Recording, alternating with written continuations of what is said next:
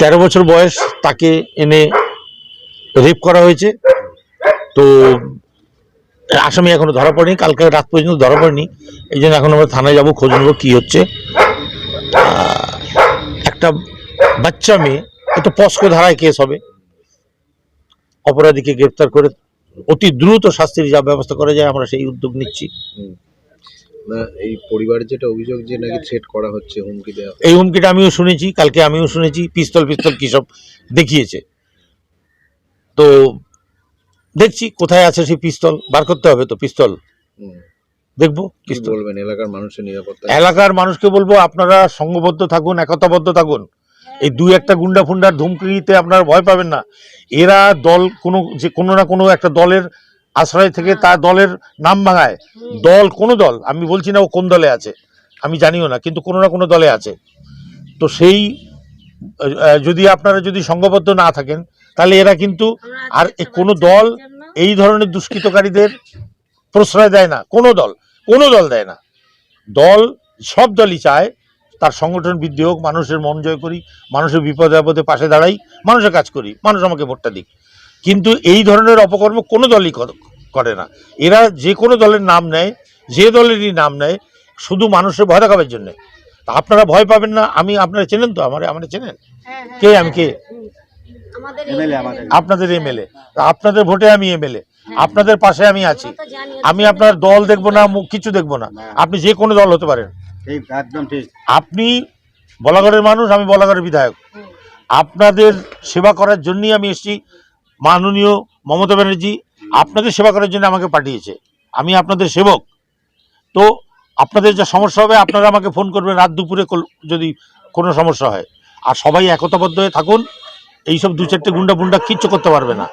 আর যদি আলাদা ওর করছে আমার কি, তাহলে পরে কিন্তু আপনারা একদিন সবাই ওদের হাতে অত্যাচারিত হবে। গত পরশুদিন 13 বছরের একজন কিশোরী এই বলাগড়ের কুন্তিঘাটের শেরপুরের অঞ্চলে যেভাবে একজন যুবক, তাকে সে পরে থেকে পড়াশোনা করে ফিরছিল, কোচিং করে ফিরছিল, সেই সময় তাকে আলাদা করে মুখ বন্ধ করে নিয়ে যায় এবং নিয়ে গিয়ে একটা অন্য ঘরে, আলাদা ঘরে, ফাঁকা ঘরে নিয়ে যায় এবং সেখানে গিয়ে তাকে গায়ে হাত দেয় এবং জামা কাপড় খোলার চেষ্টা করে এবং সেই সময় ও চেঁচামেচি করে এবং তারপরে তার ডাক শুনে সেখানকার একজন প্রতিবেশী নারায়ণ দাস তিনি যান এবং যাওয়া মাত্রই সেই ছেলেটা তাকে দেখে পালিয়ে যায় এবং ওই অবস্থায় নারায়ণ দাস সেই কিশোরীকে, 13 বছরের কিশোরীকে উদ্ধার করে তাকে বাড়িতে নিয়ে আসে। এখনো পর্যন্ত যে ছেলেটি আছে দেবাশিস দাস বিশ্বাস, সে এখনো পলাতক।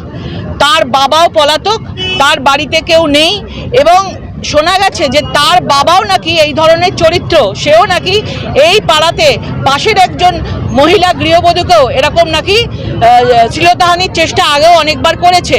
সারা এখানে পাড়া জানে যে সেই পরিবারটাই একটা চরিত্রহীন, একটা নোংরা পরিবার। এখনো পর্যন্ত পুলিশ কাউকে গ্রেপ্তার করেনি। দুজন পলাতক আছে এবং এখন পুলিশ তাকে, আমি বাচ্চাটার কাছে গেছিলাম, বাচ্চাটার মা কাঁদছে, বাচ্চাটা ট্রমাতে আছে। তাদেরকে পুলিশ এখন বলছে তাদেরকে নাকি চাইল্ড ওয়েলফেয়ারের ওখানে নিয়ে যাবে, তাকে প্রডিউস করতে হবে। আমার বক্তব্য হলো 13 বছরের কিশোরী, সে একটা ট্রমাতে আছে, সে কথা পর্যন্ত ঠিক করে বলতে পারছে না, এমন অবস্থা তার হয়েছে। বারে বারে তার ওই দৃশ্য মনে পড়ছে, তার মা পর্যন্ত কান্নাকাটি করছে। এত একটা গরিব পরিবার, তারা ভাবছে তার মেয়েকে এখন নিয়ে যাওয়ার এত কিসের তাড়া হলো। যদি চাইল্ড ওয়েলফেয়ারের স্টেটের এতটাই শিশুদের প্রতি যদি এতটাই উদারতা থাকে, তাহলে তাদের এখানে এসে তাদের ভিজিট করা উচিত। কোনোদিন 13 বছরের নাবালিকাকে তুলে ধরে বেঁধে নিতে পারে না। তুলে ধরে বেঁধে নেওয়ার পুলিশের প্রধান ডিউটি হচ্ছে যে দোষী তাকে ধরা। এখনো পর্যন্ত পুলিশ এখানে এসে বসে আছে আর এখনো পর্যন্ত দোষী ধরা পড়েনি। সারা গ্রামের প্রতিবেশী চিৎকার করে বলছে যে দোষী আছে তাকে ধরতে হবে এবং তাকে এবং তার বাবাও আগে পুরনো অনেক কাজ কুকর্ম করেছেন, তাদেরকে উপযুক্ত শাস্তি তাদেরকে দিতে হবে। আমরা চাই দোষীকে ইমিডিয়েট ধরা হোক। আর চাইল্ড ওয়েলফেয়ার যিনি আছেন তিনি এখানে এসে বাচ্চাদের ভিজিট করুক। আমরা সবাই যদি এখানে দূর থেকে তাকে আসতে পারে, তাহলে ওনার তো এটাই কাজ তাহলে উনি কেন এখানে এসে তাকে দেখবেন না? কেন একটা বাচ্চাকে উনি ডেকে পাঠাচ্ছেন? উদ্ধার করেছিল নারায়ণ, তাকে দুবার কালকে এসে হুমকি দিয়ে গেছে, গুলি করে দেব, তাকে তুলে নিয়ে যাব, তাকে মেরে ফেলবো, মার্ডার খুনের হুমকি দিয়ে গেছে সে। মানে ভেবে দেখুন, যে দোষী সে বহাল তবিয়তে তৃণমূলের আমলে ঘুরে বেড়াচ্ছে, আর যে বাঁচাতে গেছে আজকে সে হুমকি পাচ্ছে, অথচ পুলিশ চুপচাপ বসে আছে। তৃণমূলের সমর্থক এরা, তৃণমূল ছাড়া অন্য কোনো জায়গার হতে পারে না। চোর, ডাকাত, তোলাবাজি, চরিত্রহীন, লম্পট সব তৃণমূলের। তৃণমূলের প্রভাবে ধরছে না পুলিশ। এই জন্য মেয়েটাকে কেন নিয়ে যাবে? বাচ্চাটাকে যদি কারোর দেখতে হয়, যদি কারোর সাহায্য করতে হয়, যদি কারোর জিজ্ঞাসাবাদ করতে হয়, যদি কারোর কাউন্সিলিং করতে হয়, বাড়িতে এসে করবে। একটা গরিব ঘরের মেয়েকে কেন নিয়ে যাবে ওখান থেকে? কালকে এখানে তো বিধায়কের কথা আর বলবেন না। বিধায়ক কখন যে কোথায় থাকে বুঝি না। বিধায়ক কিছু করতে পেরেছেন কি? দিনের পর দিন মিড ডে মিলের চাল চুরি হচ্ছে, রেশনের চাল চুরি হচ্ছে, বিধায়কের সামনে দিয়ে নিজের বিধায়কের নিজের লবির লোকেরা, অন্যের তৃণমূলের লোকেরা, তারা বিধায়কের সামনে বুড়ো আঙুল দেখিয়ে কাজ করছে। বিধায়ক এখানে কিছু করার ক্ষমতা বিধায়কের নেই।